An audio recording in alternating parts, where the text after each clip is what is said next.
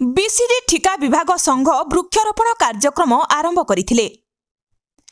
कोरापुट जिला जयपुर ब्लॉक अंतर्गत बारिणीपुट शिव मंदिर प्रांगण में बीसीडी ठिकादार संघ कोरापुट तरफरू सभापति पद्मन हरिजन नेतृत्व में वृक्षरोपण कार्यक्रम होइथिला।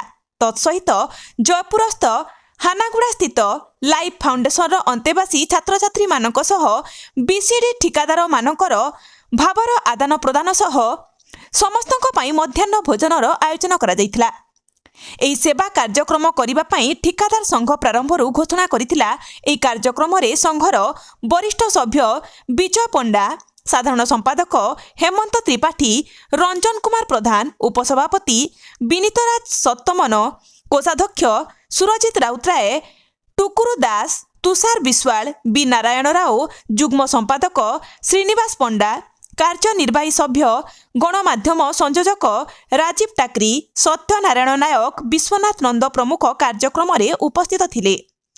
जयपुर कोरापुट जिला प्रतिनिधि कृष्ण खरांक रिपोर्ट, ओडिशा एकाम्र लाइव।